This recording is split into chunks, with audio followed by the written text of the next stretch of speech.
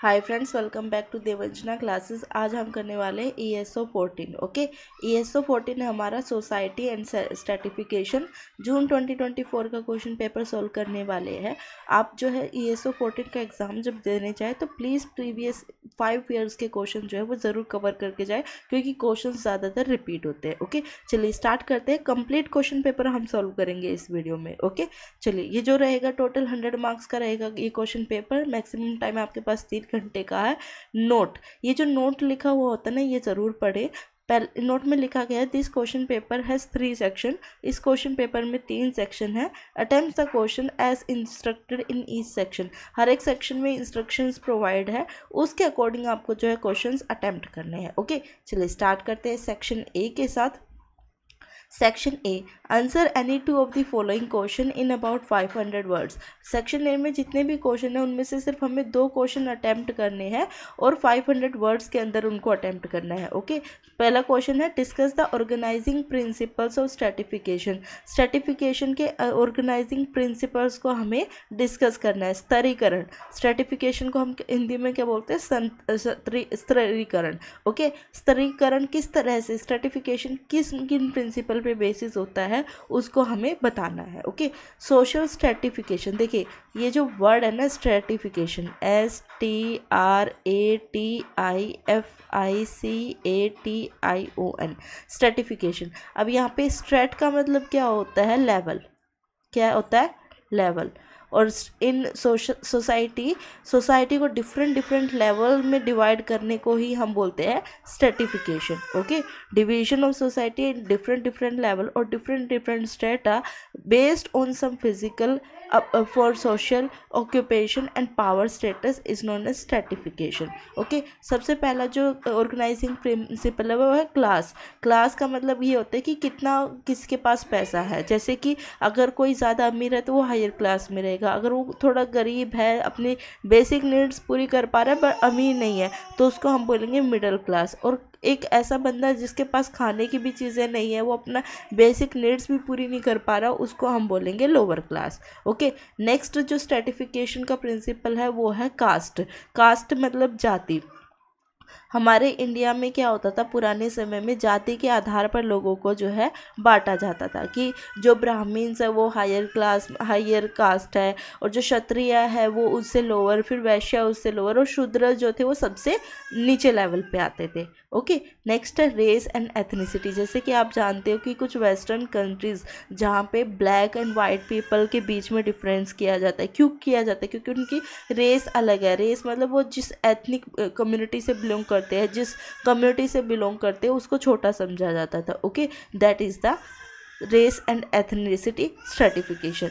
Next है gender. Gender के बीच पे स्ट्रेटिफिकेशन करना मतलब अलग अलग लेवल्स में बांटना सोशली ग्रुप को। जैसे कि मेल एंड फीमेल का डिफरेंस करना कि मेल जो है वो डोमिनेट करेगा सोसाइटी को, या जेंडर इक्वल नहीं होगा। इस तरह की जो चीज़ें हैं वो जेंडर स्ट्रेटिफिकेशन के अंदर आती है। ओके, नेक्स्ट है एज। एज में स्ट्रेटिफाई करना, जैसे कि आपको सबको पता है कि जो यंग लोग होते हैं 18 to 25 की जो एज होती है वो यंग में कंसिडर होती है। उस समय जो लोग हैं वो ज़्यादा एक्टिव होते हैं, एनर्जेटिक होते हैं, इनोवेटिव होते हैं, लेकिन उनको एक्सपीरियंस नहीं होता। इसी तरह एल्डरली में क्या होते हैं 35 to 55 जो भी एल्डरली पीपल है उनको उनकी समझदारी के लिए रिस्पेक्ट की जाती है, बट उनको जो है डिसीजन मेकिंग में कम इन्वॉल्व किया जाता है। ओके, चलिए नेक्स्ट बात करें एजुकेशन स्ट्रेटिफिकेशन की। एजुकेशन स्ट्रेटिफिकेशन का मतलब है कि कुछ लोग जिनको ज़्यादा नॉलेज है, ज़्यादा एजुकेटेड है, तो वो क्या है आगे बढ़ सकते हैं, उनके पास एक सोशल स्टेटस होता है, एक बेटर जॉब अपॉर्चुनिटी होती है। बट जो कम एजुकेटेड है उनके पास लिमिटेशन होती है करियर अपॉर्चुनिटीज़ की।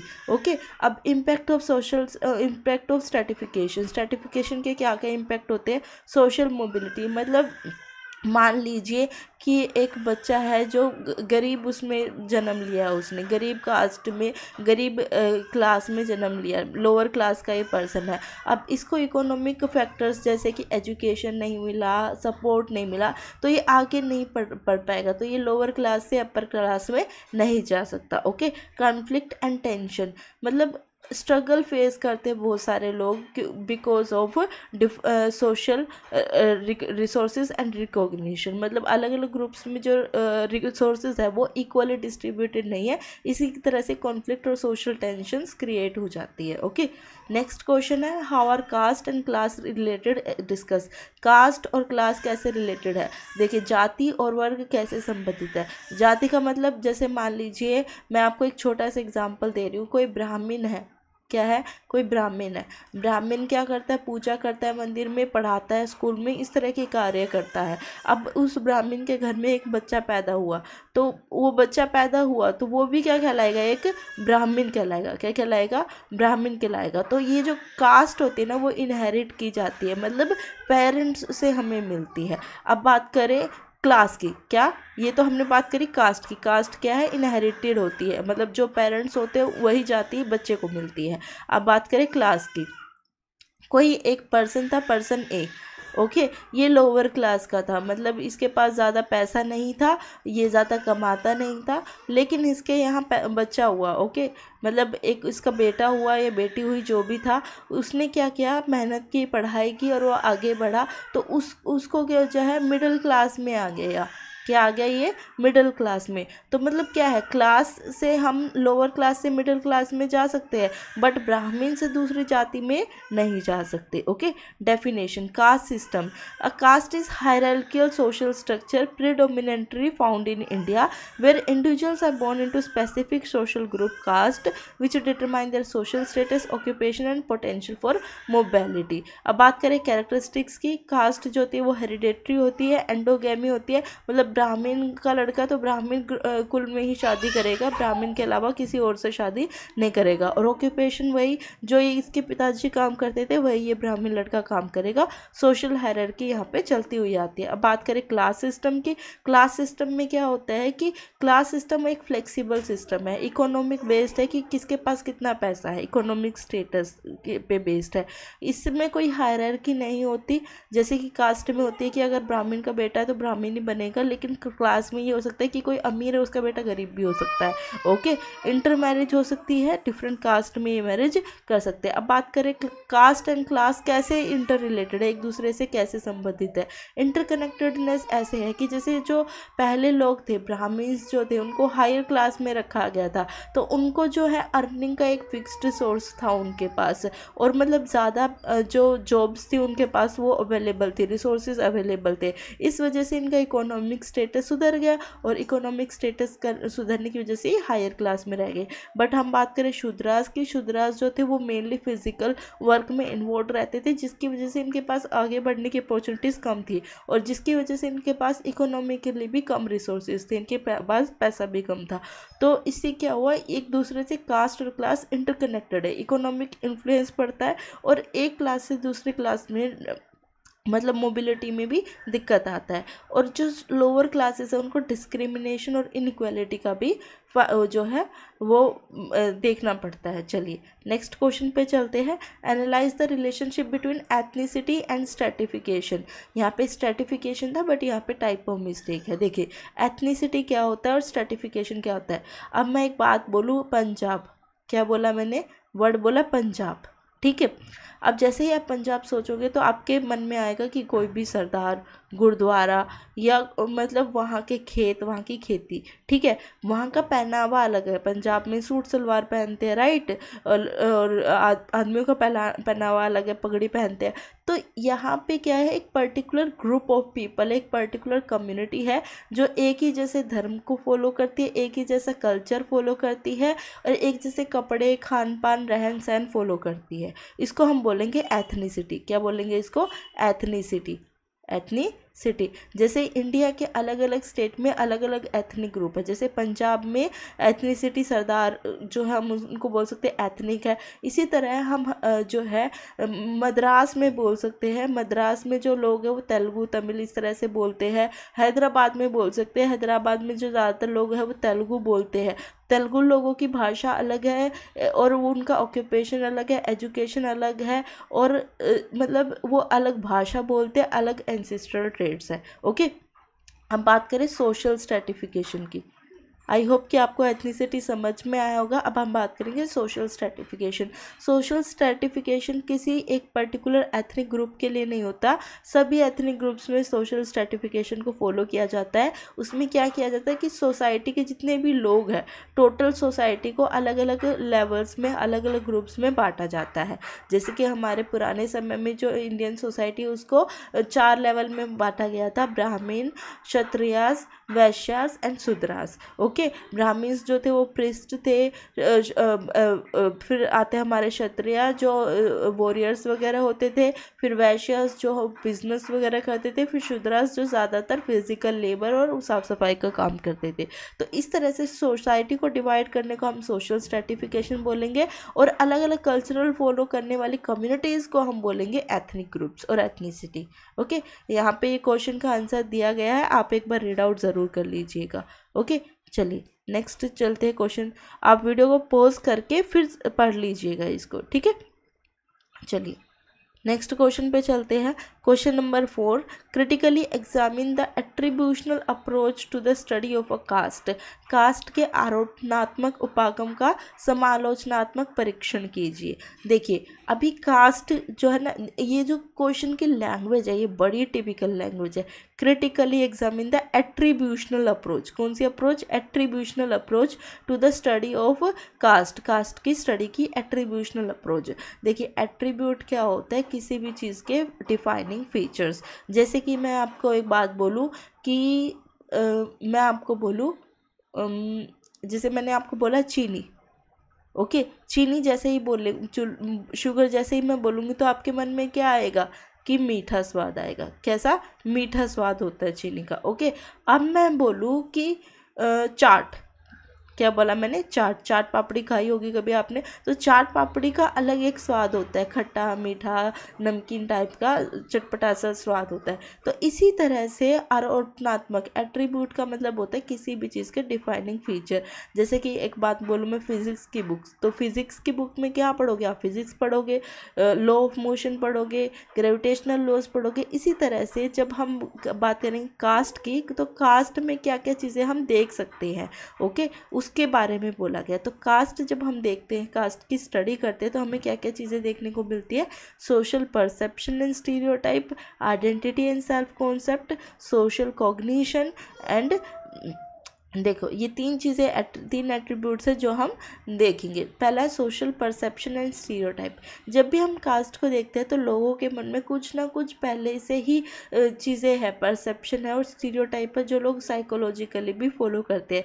फॉर एग्जांपल, कोई ब्राह्मण है तो एक सोशल परसेप्शन है कि वो मतलब वेजिटेरियन होगा, वो बहुत ज़्यादा पढ़ा लिखा होगा, और एक स्टीरियोटाइप है कि ब्राह्मण्स के अंदर एक मतलब साइकोलॉजिकल ये लोग ये मानते हैं कि उनके अंदर ज़्यादा दिमाग होता है। Okay, individual to individual differ कर सकता है, बट ये लोगों के मन में रहता है अगर कोई अपने आप को ब्राह्मण बोल दे तो। Attribution theory in social psychology examines how individual explain causes and behavior and events in the context of a caste. It looks how stereotype and social perception influence the behavior and interaction of individuals from different caste. Okay, चलिए अब बात करते हैं identity and self concept.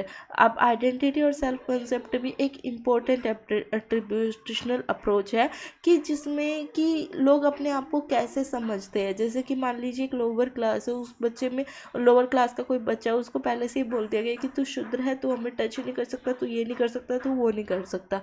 तो उसकी जो identity formation होगी वो डिफरेंट होगी as compare to other caste. Okay, तो it consider how individual internalize caste identities and how these identities shape their self concept and social interaction. चलिए अब बात करते हैं सोशल कॉग्निशन।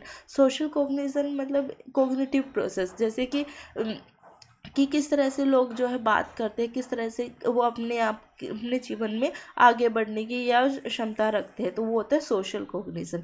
अब क्रिटिकल एग्जामिनेशन देखें कि कास्ट सिस्टम की क्या क्या स्ट्रेंथ है, क्या क्या लिमिटेशन है। Micro level analysis, attributional study करने से हमें ये पता चलता है कि इंडिविजुअल और इंटरनल एस्पेक्ट क्या है कास्ट के, जिससे कि हम जो है माइक्रो लेवल पे कास्ट को समझ पाते हैं। ओके, इम्फेसिस ऑन एजेंसी, मतलब इंडिविजुअल एजेंसी, कंस्ट्रक्शन और नेगोशिएशन की ज़रूरत पड़ेगी कास्ट को आइडेंटिफाई करने के लिए और डिटर्मिनिस्टिक व्यू से आगे बढ़ने के लिए। Psychological insight, by focusing on psychological process this approach sheds light on the internal mechanism that sustain caste based discrimination and prejudice, मतलब साइकोलॉजिकल इंसाइट से हमें ये पता चलता है कि जो लोगों के मन में पहले से ही डाल दिया गया है उससे क्या असर पड़ रहा है, किस तरह से वो क्या क्या चीज़ें वो फेस कर रहे हैं। अब हम बात करें लिमिटेशंस की, neglect of structural factors, attributional approach में स्ट्रक्चरल फैक्टर्स को हम नहीं चेक करते। कॉन्टेक्स्ट स्पेसिफिक एट्रीब्यूशनल अप्रोच जो है डिफर कर सकती है डिफरेंट कल्चर और सोशल कंटेक्स्ट में। बात करें इनसफिशिएंट हिस्टोरिकल एनालिसिस की, जो एट्रीब्यूशनल अप्रोच है वो हिस्टोरिकली जो कॉलोनियल या लिगेसीज थी उनको चेक नहीं कर रही है। ओके, अब यहाँ पे बोला है कि हम एट्रीब्यूशनल अप्रोच को जो है अदर अप्रोचेस के साथ अटैच कर सकते हैं। For a more comprehensive understanding of a caste it is essential to integrate the attributional approach with structural and functional perspective. This integration allows for a multi faceted analysis that consider both individual and systematic factors. चलिए, section A हमने cover कर लिया है पूरा, अब हम section B पे आएंगे। सेक्शन बी का नोट में लिखा हुआ है attempt any 4 questions of the following in about 250 word. देखिए, सेक्शन ए में हमें 2 क्वेश्चंस का आंसर देना था 500 वर्ड्स में।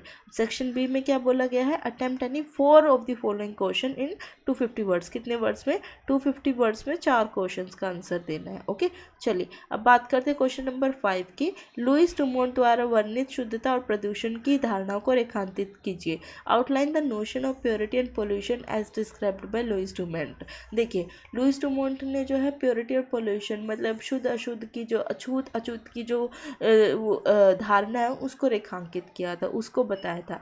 उसमें क्या बोला गया था, binary opposition, binary opposition.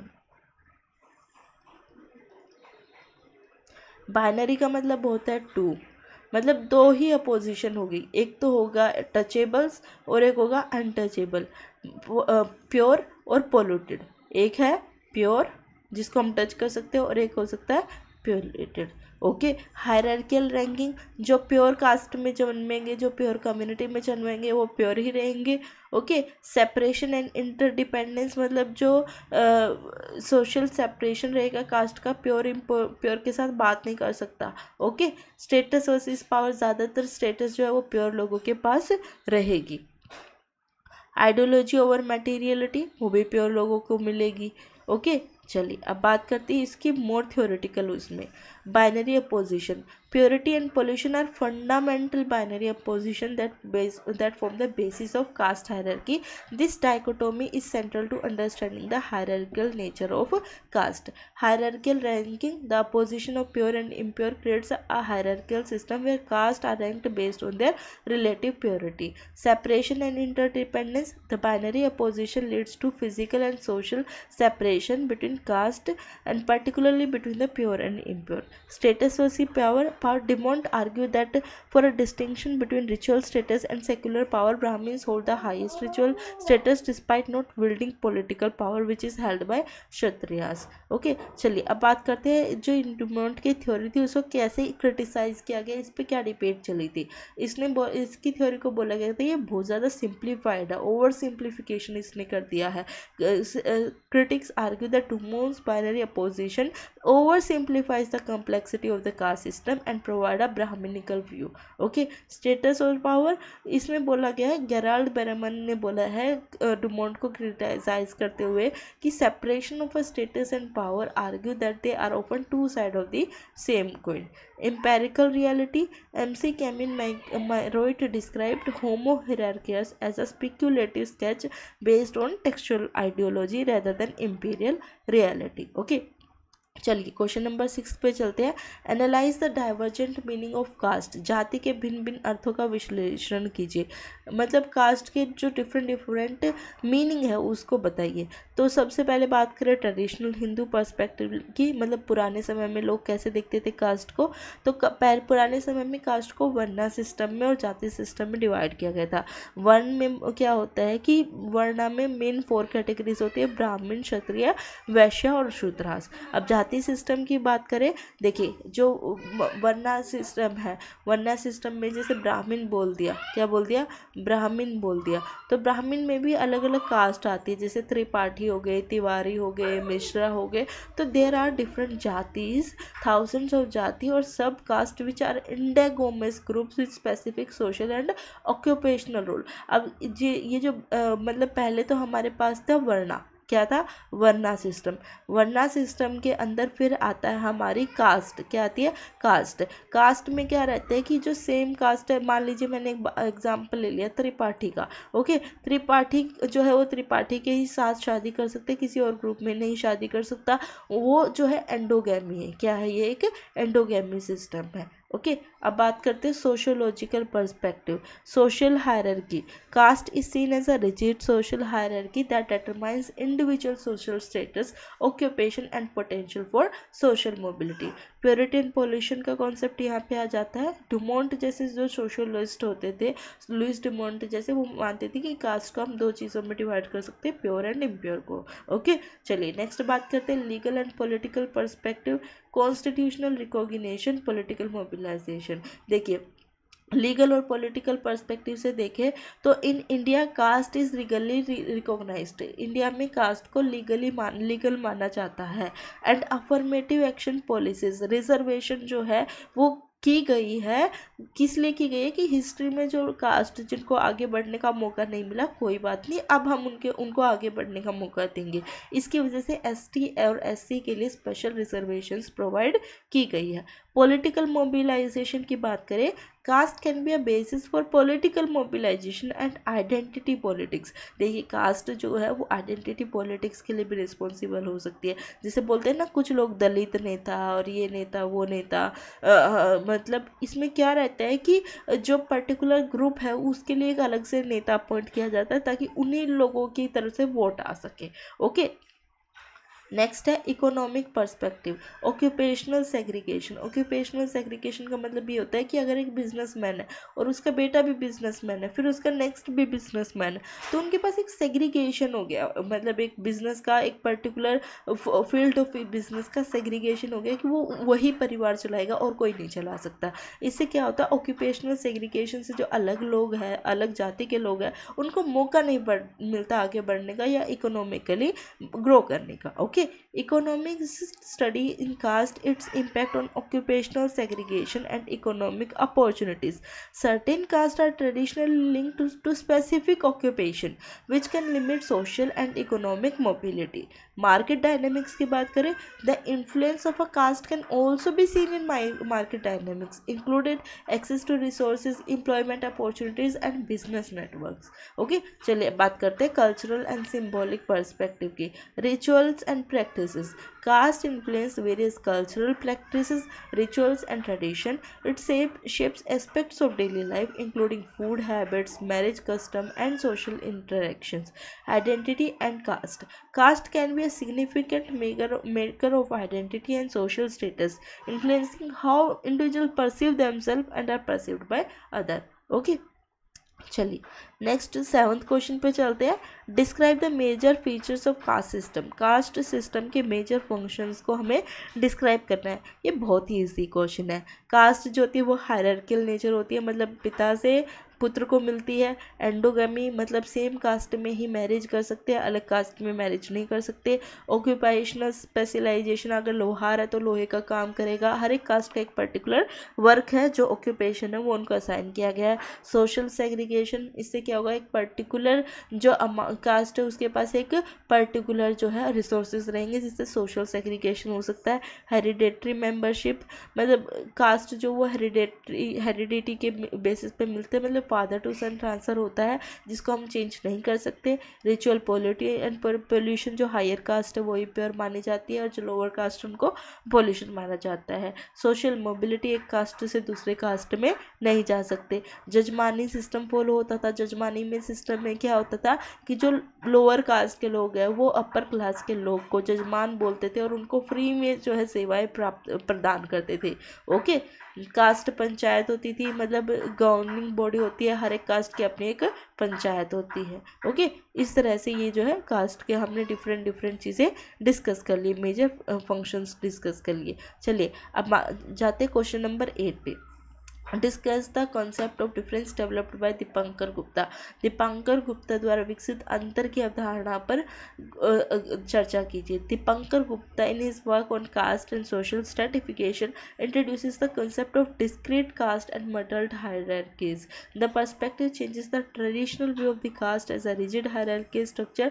Gupta argues that the caste should be understood in terms of the principle of differences among different caste groups rather than a hierarchical principle. देखिए, जो दीपंकर गुप्ता जी थे उनका ये मानना था कि जो कास्ट है ना वो ऐसा नहीं है कि अगर ब्राह्मण है तो ब्राह्मण का बेटा ब्राह्मण ही होगा। आपने एक कहावत तो सुनी होगी कि सोने के घड़े में अगर शराब भर दो तो वो कहाँ किसी को अच्छी लगेगी। सोने के घड़े में तो अमृत ही मतलब पियोगे तभी तो आप मर पाओगे। सोने के घड़े में से शराब पी लो, वो फिर शराब ही काम करेगी, राइट। तो उनका कहना था कि कास्ट को हम जो है डिस्क्रीट कास्ट, मतलब एक कास्ट से दूसरी कास्ट में मूवमेंट होना चाहिए। बस क्या करना है कि जो अपर कास्ट है उनको मिमिक करना है, उनको फॉलो करना है। ओके, चलिए अब Gupta's act of different French to analyse caste system away from traditional hierarchy toward a dynamic and multifaceted.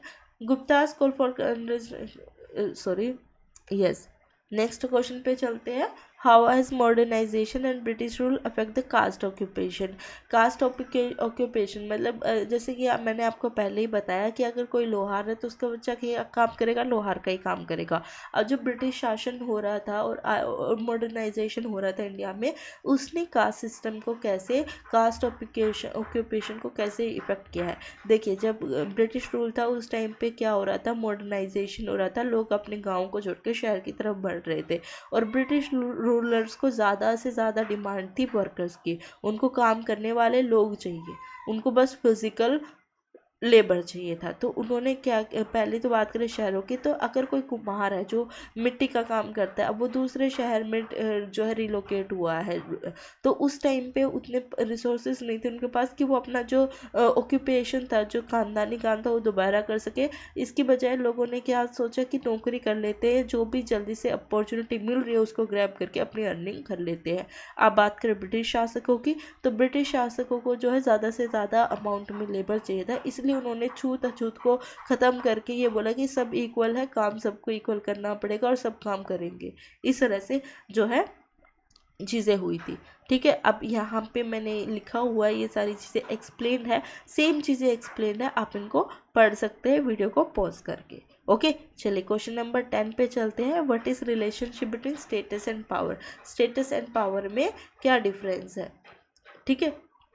चलिए पहले बात करते हैं स्टेटस की। स्टेटस का मतलब सब जानते हैं, अभी व्हाट्सएप पे सब स्टेटस लगाते हैं। स्टेटस का मतलब क्या होता है कि सेल्फ एस्टीम, सोशल प्रेस्टीज, मतलब एक बंदे को कितनी इम्पोर्टेंस दी गई है सोसाइटी में, उसको बोलते हैं उसका स्टेटस। ओके, जैसे कि लोग अपना स्टेटस अपलोड करते हैं, अच्छे अच्छे होटलों में जाके पिज़्ज़ा खाते हुए क्लिक करके उसको स्टेटस पे डालते हैं कि लोग हमारी इज्जत करेंगे ये देख के, लोग हमें बड़ा समझेंगे ये देख के। ओके, फैमिली में या एजुकेशन रोल से या सोसाइटी में कितना स्टेटस है हमारा। ओके, अब बात करें पावर की। पावर का मतलब ये है कि आप कितना, आपके पास पावर है, आप क्या एक्शन ले सकते हो। अब स्टेटस डालोगे, स्टेटस आप डाल रहे हो तो उससे आप अपनी चीज़ को शो कर रहे हो। अब बात करें पावर की, आप एक गवर्नमेंट ऑफिसर हो तो आपके पास ऑप्शन है, पावर है। कोई, आप एक पुलिस में तो आपके पास पावर है। आप एक झाड़ू लगाने वाले तो आपके पास पावर है, नहीं है पावर। तो power is the ability to और influence to clear the behaviour of others, make decision and enforce command. Okay, चलिए अब बात करते हैं इंटरकनेक्टेड नेचर। जो स्टेटस और पावर वो एक दूसरे से इंटरनली एक दूसरे से म्यूचुअली इंटरकनेक्टेड है। मतलब हाई स्टेटस रहेगा तो ज़्यादा पावर रहेगी, जैसे कि कोई पॉलिटिकल पार्टी है, उसके पास जो है स्टेटस ज़्यादा है, इस वजह से उसके पास पावर भी है, राइट। लेकिन एक बात करें कि मतलब हाई स्टेटस की, जैसे शाहरुख खान है, उसके पास स्टेटस बहुत है, वो उसके पास बहुत ज़्यादा लोग उसको जानते हैं, बहुत रिस्पेक्ट करते हैं उसकी, बट वो पॉलिटिकली कोई चेंज ला सकता है, नहीं ला के सकता। क्यों? क्योंकि उसके पास पावर नहीं है। ओके, चलिए अब इसी बारे में यहाँ पे बताया गया है, आप इसको पोज करके ज़रूर पढ़ लीजिएगा। चलिए नेक्स्ट क्वेश्चन पे चलते हैं। Examine the nature of Dalit movement against caste operation. जो कास्ट जाति उत्पीड़न था, कास्ट ऑपरेशन था, उसके लिए दलित मूवमेंट जो है लाए गए थे, उनका क्या नेचर था? तो जो नेचर था वो हिस्टोरिकल फाउंडेशन की बात करें तो the roots of Dalit movement can be traced back in the 19th century with social reformers like Jyotirao Phule and Savitribai Phule who founded the Satyashodhak Samaj to promote education and social reform for oppressed community. अब बात करें doctor Bhimrao Ambedkar की, ये एक बहुत ही ज़्यादा मतलब influential leader थे दलित के, और इन्होंने मतलब सत्याग्रह भी लड़े हैं दलित के लिए, और ये हमारे कॉन्स्टिट्यूशन के इम्पोर्टेंट आर्किटेक्ट थे। ओके, अब बात करें दलित पैंथर्स की। Dalit panther is inspired by black panther movement in the United State. Dalit panther emerge in 1972 as a militant group fighting for Dalit rights and justice against caste based atrocities. Okay, चलिए अब यहाँ पे ये मूवमेंट्स दिए गए हैं, आप इनको जो है पढ़ सकते हैं पोज करके। नेक्स्ट क्वेश्चन पे चलते हैं। Delineate the constitution provision for tribes in India. Bharat में जनजातियों के लिए संवैधानिक प्रावधानों का वर्णन कीजिए। डेलिनिएट का मतलब होता है वर्णन करना। ओके, चलिए जो भारत में ट्राइब है, वो ट्राइब मतलब जो पिछड़ी जनजाति के लोग हैं उनको हम बोलते हैं शेड्यूल्ड ट्राइब। शेड्यूल्ड ट्राइब मतलब ज़्यादातर लोग आदिवासी होते हैं इनमें, तो उनके लिए जो प्रोविज़न दिए गए हैं कॉन्स्टिट्यूशन में वो हमें डिस्कस करने। तो पहला प्रोविज़न है हमारे पास article 15, empowers the state to make special provision for advancement of any socially and educationally backward class of citizen including scheduled tribe. Article 16 दिया गया है, provide the reservation of appointment or a post in favor of any backward class of citizen which include scheduled tribe who are not adequately represented in the services under the state. Article 46 है, direct the state to promote the educational and economic interest of scheduled caste. Article 244 दिया गया है, provide the administration of scheduled area and tribal area. Fifth schedule है हमारा, provision है जिसके अंदर administration and control of scheduled area and scheduled tribe in any state except the Assam, Meghalaya, Tripura and Mizoram. Sixth schedule कहता है contain provision for the administration of tribal areas in the state of Assam, Meghalaya, Tripura and Mizoram. Okay, अब बात करें article 275 की, provide the grant of a special fund by the union government to the states for promoting the welfare of the scheduled tribe for raising the level of administration of scheduled area. Article 330 है, reserve seats for scheduled tribe in the house of the people, जिसको हम लोकसभा भी बोलते हैं। Okay, next question, next पे चलते हैं। Article 332 है, reserve seats for scheduled tribe in legislative assemblies of the state. Article 338A है, establish the national commission for scheduled tribe which is responsible for monitoring the safeguards provided for STs, advising of socio economic development and investigated complaint. Article 339 है, empowers the president to appoint a commission to report on the administration of scheduled area. Article 342 है, provide the president's authority to specify the tribes or tribal communities deemed to be scheduled tribe which is subject to be amendment by the parliament.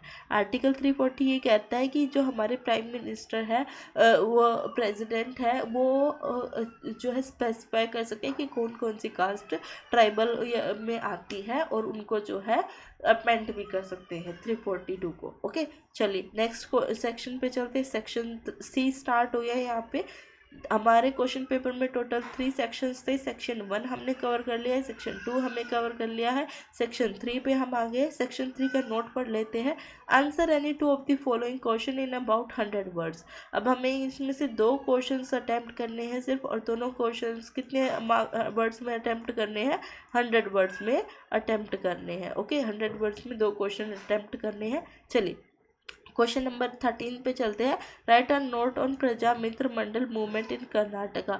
Karnataka में प्रजामित्र मंडल की स्थापना क्या कैसे हुई, क्या था, ये बताइए। ओके, फॉर्मेशन की बात करें तो Prajamitra movement was founded in the early 20th century as the first non Brahmin political party Mysore में, कर्नाटका में मैसूर में एक नॉन ब्राह्मण पार्टी का आयोजन किया गया, बनाई गई नॉन ब्राह्मण पार्टी, जिसका मेन जो गोल था, वो जो ऑब्जेक्टिव था कि जो नॉन ब्राह्मण कम्युनिटी है उनके दुखों को दूर किया जाए और वो जो चैलेंज फेस कर रहे हैं उनको कम किया जाए। ओके, लीडरशिप और सपोर्ट की बात करें, नॉन ब्राह्मण लीडर्स इनके साथ थे who advocated for social justice, equality and representation of marginalised community. Impact क्या पड़ा इससे सोसाइटी पे? The Prajamitra played a crucial role in mobilising non Brahmin communities and raising awareness about their right and issues. Okay, contributed to broader non-Brahmin movement in South India which sought to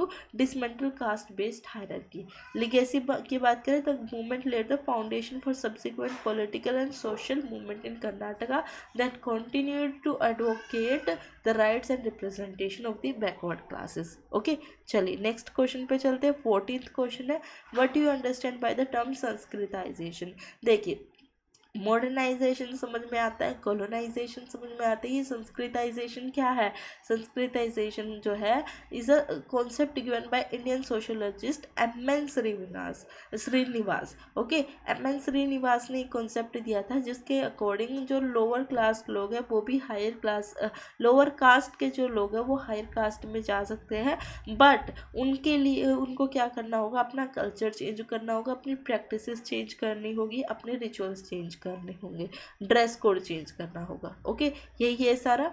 और उसको criticise किया गया कि Sanskritisation से क्या है कि आप जो बड़ी जाति को ज़्यादा बढ़ावा दे रहे हो, उनको ज़्यादा मतलब बढ़ावा दे रहे हो, और छोटी जातियों के लोगों के लिए भेदभाव कर रहे हो, इस तरह से इनको क्रिटिसाइज किया गया था। ओके, चलिए अब इसके आप पढ़ लीजिएगा। नेक्स्ट क्वेश्चन पे चलते हैं। क्वेश्चन नंबर 15, व्हाट इज वर्णा। वर्णा क्या होता है कि सोसाइटी में डिफरेंट लोगों को डिवाइड करना, लाइक ब्राह्मण, क्षत्रिय, वैश्य एंड शूद्र। ओके, ये मैंने आपको पहले भी जो है बताया था कि ब्राह्मण जो है उनकी एक पर्टिकुलर ड्यूटी है, क्षत्रिय की एक पर्टिकुलर ड्यूटी है, वैश्य की एक पर्टिकुलर ड्यूटी है, शूद्रास की एक पर्टिकुलर ड्यूटी है। और ब्राह्मण में जो लोग आते हैं उनकी अलग अलग कास्ट है, क्षत्रिय की भी अलग अलग कास्ट है, वैश्य की भी अलग अलग कास्ट है, और शूद्रास की भी अलग अलग कास्ट है। ओके, यहाँ पे हमारा ये जो क्वेश्चन पेपर है ये समाप्त हो जाता है। अगर आपको वीडियो अच्छी लगी तो प्लीज़ वीडियो को लाइक और चैनल को सब्सक्राइब ज़रूर कीजिएगा, और अगर आपने लास्ट तक देखे तो प्लीज़ लाइक ज़रूर कीजिएगा। और अगर आपकी भी कोई भी क्वेरी या कोई भी सजेशंस है या कोई भी आप मुझसे बोलना चाहते हैं बात, वो आप कमेंट सेक्शन के थ्रू बोल सकते हैं। Best of luck for your exam. Thank you so much for watching.